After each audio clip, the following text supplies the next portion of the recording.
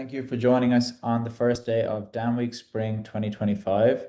I hope you were able to sign up for some of the other sessions we have coming up over the next couple of days. We have 12 sessions in total over 3 days. Have some really great people joining us, have some great organizations joining us, all kind of to discuss their digital asset management journeys and how they use the DAM and how they are successful with the DAM.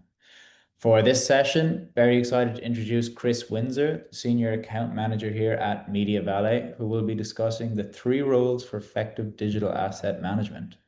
Chris is going to dive into which roles are critical to DAM success, how each contributes to strategy and adoption, and generally how to structure your team for long-term impact. A little bit of housekeeping just before we kick off. The session will be recorded and sent out via branded portal at the end of the day. We will have a bit of time for some questions at the end, so please fire them away into the chat, into the Q&A section as you think about them throughout the chat or throughout the session. And yeah, Chris will go over them at the end. So yeah, Chris, over to you. Thanks, Ian. And just a note on the questions, if we don't have time to get to everyone, I'll follow up via email. Some of them may be short questions, but have long answers, and I definitely want to get to those. So if I'm not able to get to all the questions at the end, just know that we'll copy those and follow up with you after. So yeah, thanks everyone for joining. Today we're going to talk about the 3 roles that drive DAM success and how we kind of have those broken up. So the way we think about this is the 3 roles that we have are the admin champion. So this is the person that keeps the library in good working condition. They help push adoption, training. They're responsible for quite a lot, which we'll cover. We have the strategic owner, which ensures the library is working to achieve the business objectives. And lastly, we have the power users, which are the kind of the asset owners and the frontline workers who are in there day to day. So we'll do a deeper dive into all 3 of these roles. And for sure, there's going to be some overlap as well in between them. You might kind of think to yourself, well, I kind of wear both of these hats, and that definitely does happen, depending on kind of the size of the organization, the teams involved, a lot of different factors. And there is going to be a lot of text, so sorry about that, but there's a lot of information I wanted to get across, and I hope that this can be a very helpful session, and you can leave this with some ideas. So we're going to start with the admin champions, which is the day-to-day driver of the library. So this is the person who's going to be creating and organizing the metadata structure. So in MediaValet, when we're talking about metadata, we're talking about those category trees where the assets are structured very much like a folder structure. We want to make sure that that is easy to use and navigate for your users. And the admin is also responsible for the custom attributes. Really important to have a good set of custom attributes so that all of your employees, when they log in, are able to easily search for the files that they need. Also, though, those custom attributes can be very helpful not only in the searching of assets, but also understanding a little bit more about how to use them. So things like, is there a copyright notice? Is there usage right restrictions? Lots of information, not only to help me search for files, but once I have found it, know a little bit more about how I should be using that. So if you're thinking, hey, I don't have any of those set up for my library, don't worry, you can reach out to your customer success manager, open up that discussion, and we'll be happy to help you set some of those up. Another very important thing this role is responsible for is the managing of the custom permission groups. So this is the access rights in the library. What categories am I going to see when I log in? We recommend that users only have access to the necessary files, the required files that they need to do their work. On that note, we actually have a new permissions model called category level permissions, and you might see that in our material shortened to CLP. So we can now actually create things like view-only categories. So maybe I want to expose certain groups to files, but I'm not really sure I want them to download and share them just yet. I want them to reach out to me for access. Again, if you don't have that set up, you can reach out to your CSM. We can help you implement that. And then, of course, those permissions are also what gives you access to all of the different features in MediaValet. So some of the newer features like video trimming, or perhaps the cropping or CDN links, we can turn on or off for any of our permission groups. So it's the admin's responsibility to kind of go in and make sure that each group has access to these latest features, and maybe only the features we want them to. Another thing this person's responsible for is going to be the training. So we do have the MV Academy, which is a course that any user can sign up. They can do sort of short courses, different little pieces on MediaValet. So maybe they want to learn more about sharing or uploading. They can take this course in their own time, which can be very, very helpful. Of course, we do offer tailored training as well. So if you're looking to get a new group or you've got a bunch of new employees and you really want more of a hands-on approach, maybe training within your library on your files with your custom attributes, you can reach out to your customer success manager and get that set up as well. And then lastly, we do recommend doing a spot check of recently uploaded assets.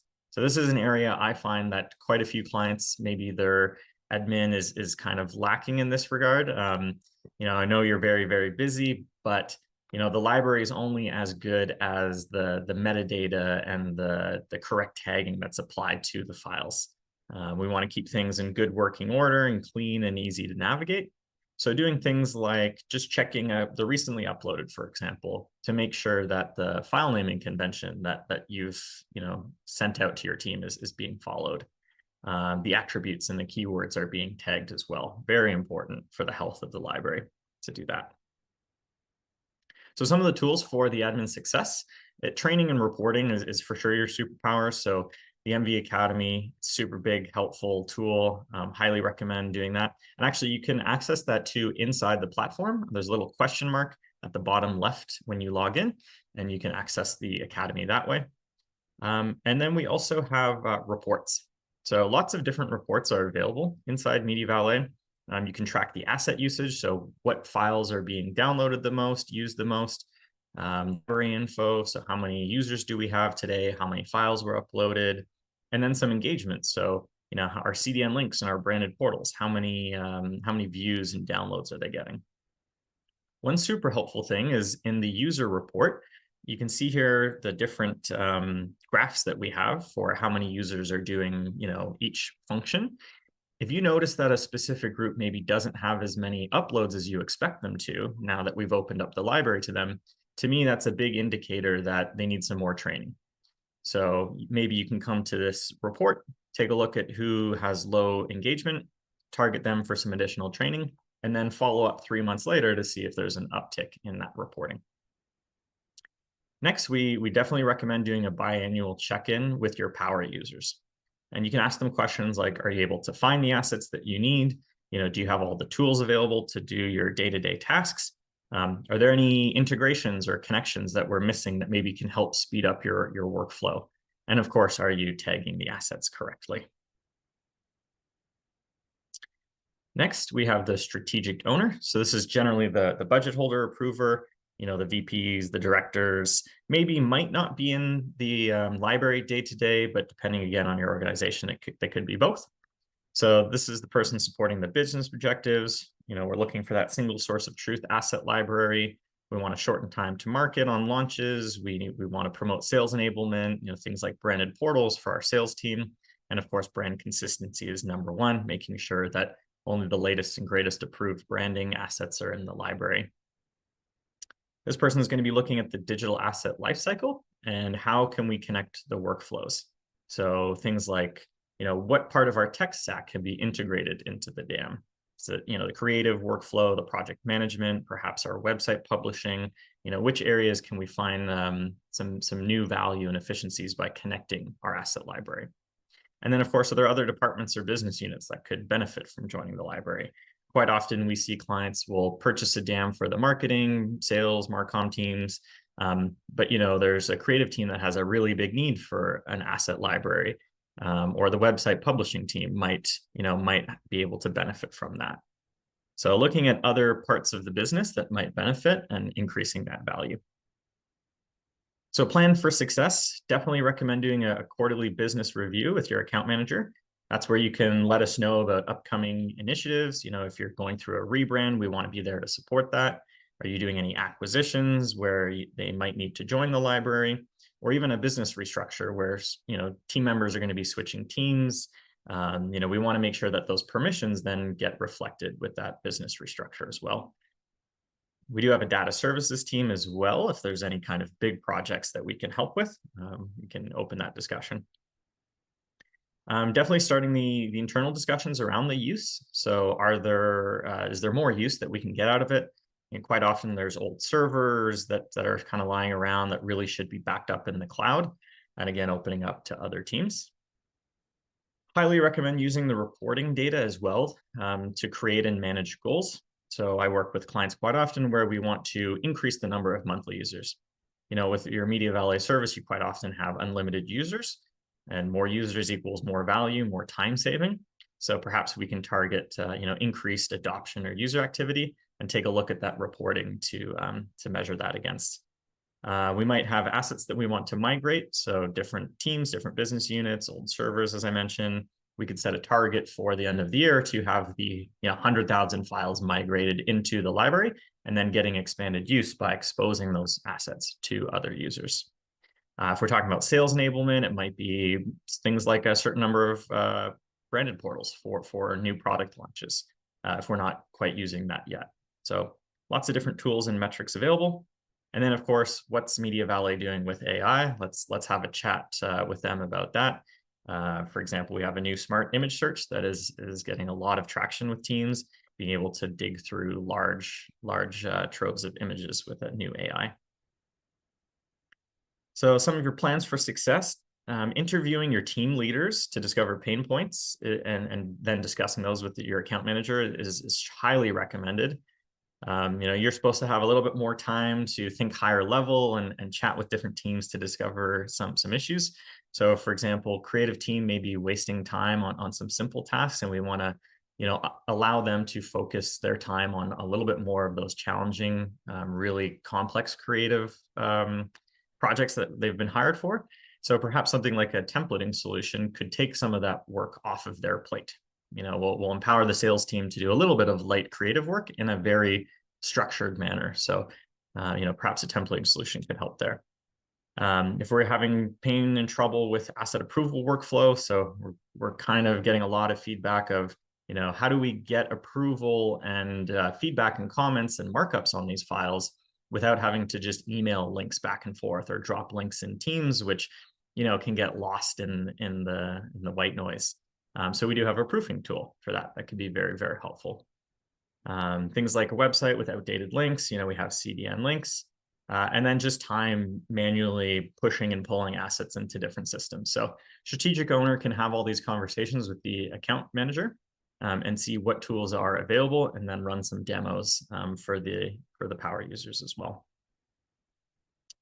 Last but certainly not least, we have the power users. They are for sure the linchpin of success of the library. These are your day-to-day users that are uploading and tagging assets. They're quite often responsible for all of the distribution as well. So sharing assets both internally, for branding materials, but also externally for partners, vendors. A lot of sales enablement definitely happens here for the power users. They're also the day-to-day integration users. So for a creative, we have the Adobe CI Hub and soon to be Drive tool, as well as the Mark templates. For marketing, you could be pushing and pulling assets from project management tool or doing markups and approvals in our new page proof tool. And for the web team, you're going to be grabbing CDN links to publish to your website so that we always have the most up-to-date assets on our website. For your video team, it might be using an AI scanner that we have available. And for the top photographers, definitely the face recognition tool is extremely helpful for your day-to-day task. Be able to quickly search and find all the images of your CEO or your paid spokesperson that maybe isn't no longer your paid spokesperson, and we have to remove all the images of that employee. So lots of different tools to help out the power user here. So how can the strategic owner and the admin champion support the power users? We've got a large number of day-to-day employees in the library. How do we support them and make sure that they're having the best experience possible? So for the strategic owner, we recommend, interview a couple power users to understand their workflows, uncover some of these pain points. Have a discussion with someone on the marketing team, someone on the creative team, who's in there kind of day to day, and you'll start to uncover some of the pain points that they have. Also pushing the asset library to the wider organization. Let's get these power users great work in front of more people. They're spending lots of time uploading and tagging files. Let's remove some of these choke points and get users in there self-serving. So pushing the library to more users to remove some of that roadblocks. And then for the admin, reviewing the metadata model with the power users. So quite often what can happen is a library will get set up and then years go by and you might have new people taking over the responsibility, or you might even have the same champions, but they think, well, it's working well enough. We still recommend check in with those power users because quite often they'll have some feedback maybe that they don't feel comfortable sharing or just haven't thought to share. So is there a custom attribute that needs to be created? Is there perhaps too many attributes that are required tagging? Some of them maybe could be cut because they're not really being used. So checking in with your power users to listen to their feedback is super great. And then, of course, review those user group permissions. Quite often, there might be new categories that they weren't given access to or new features that they don't have available to them. So it's good, again, to do kind of a quarterly check of those permissions, make sure each team has access to all of the right categories, has access to all the latest and greatest features. And then uncover some pain points and discuss those with your customer success manager. If the team responsible for the uploading is having issues doing bulk uploads, we do have a couple free tools actually available for them. And then if there isn't something available today, we want to hear it. We want to get that feedback directly from your users. We are a user-driven product. So the more we hear the same pain points from clients, the more likely we are to action that. So really important that the admin champion gets that feedback from the users and can deliver that to us. So measuring success for your KPIs, we do have lots of reports. We have monthly active users, so really great to check that. We have the downloads and views, both the top files and then, of course, the numbers.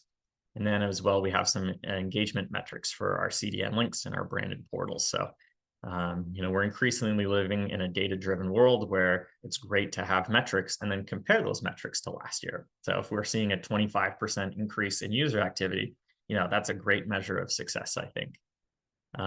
Also doing a feedback survey from your users. So, hey, we've rolled out the library a year or two later. Let's go back and check with employees and ask them questions like, is it faster to search for the files that you need? Are you able to share those files out quicker to your vendors and partners who need those files? Are you better able to leverage the existing files? A little more on the creative and marketing side here, but great to be able to search for older materials and then reuse them and do a little bit of changes for a newer project. And of course, better engagement with your clients through the branded portals and sales enablement. So both quantitative and qualitative feedback are really great to get here. And supercharging the dam. So how do we supercharge this and make this the single source of truth asset library? So a couple things, we do have clients that are really leaning into this single source of truth. And when we say single source, we mean true single source. So they're getting rid of all of their old file storage systems, and they're making the digital asset management the one-stop shop. Getting every team in there, which makes kind of managing things, you're just managing one location, one cost, and you get a lot of efficiencies through that. And then, of course, having all of the benefits of a DAM versus traditional file sharing systems. And then think about every time an asset changes hands, that type of workflow. So from the very start, when we're creating it, the ideation of the asset, what type of asset do we want to create? What source or raw files could we use to create this project? The collaboration around that, the markups and approvals that we need for that asset, the distribution of it and publishing it to our website. And then finally, the storage, the archives. Where do we put this file? At every hand there, at every point, there is a changing of hands usually between this file And we're trying to facilitate that, having the dam as the backbone and a hub and spoke system out to each of these tools, so that it's kind of just going back and forth, and we can do everything collectively rather than manually downloading and re-uploading and using emails and things like that, which can be quite time consuming and things can get lost. So take a look at the entire tech stack to see what workflows can be connected.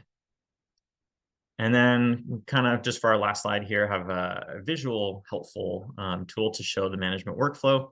So we have digital assets that are feeding into the DAM system, going to content creation for review and approvals, for distribution, for analytics. And quite often this will be kind of a feedback loop where it feeds back into itself, where we're going to be doing versions and reiterating and kind of leveraging older assets for newer projects. But this is the goal, to have a connected system to drive those efficiencies and have a one-stop shop. So that's all I have for you today. I hope that was super helpful. As always, if you have any questions, feel free to reach out to myself. Definitely reach out to your account manager and your customer success manager. Start these conversations. We're definitely here to help. But I do want to check now if there's any kind of pointed questions that perhaps I could help with. So let's see in the chat. Let me take a look here. I see Ian's been helping to answer questions. Does MediaValet offer certifications within the tool? If you're thinking about kind of DAM librarian certifications, things like that, I don't believe so, but that is a really good idea. We do have the Academy, so I think we should give out certification kind of after you've done that. So we do have the recording. Question on reports. So the reports that we have in the product are available to everyone. We don't currently have kind of different tiered subscription levels on reports, but if you are looking for more reporting, so more information, please reach out to your customer success manager. There are a couple additional tools that we have available at the back end in terms of reporting. So there might be more information that you want to have available, and we might be able to get you some reports. We're also hoping to improve our reporting as well, because reporting is definitely highly requested. This question around the AI scanning usage. So yeah, there's a couple really helpful AI tools available today. We have one for videos that's going to provide face recognition, transcripts of the spoken word, a ton of automated keywords as well. So once you scan your videos through this AI, you pretty much don't have to do any tagging of metadata, which is a really big time saver, except for maybe some very specific company metadata. So reach out to your CSM if you want to see a demo of that. And then, of course, face recognition for images, really helpful to tag all of your important people. And then just with one click, we can take a look and find all of them.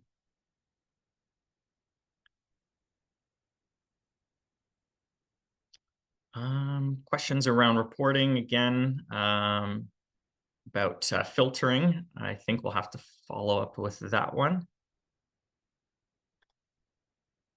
I believe we do have, I believe the filtering today, actually, you can filter by user group, or sorry, the reporting that you can filter by user group. Highly recommend checking out the reports and then asking for a demo from your customer success manager. We'd be happy to meet with you and go through a deep dive of all the different reports available, all the filtering that you can do. And then you're also able to export all of the reports into Excel and do some additional filtering if there's something missing as well. And then, of course, we always want to hear what reports, what data and analytics you're looking for. If we don't have it currently available today, we'll work our best to get that to you at some point in the future. I think I got to all the questions. Was there any else there, Ian, that you're seeing?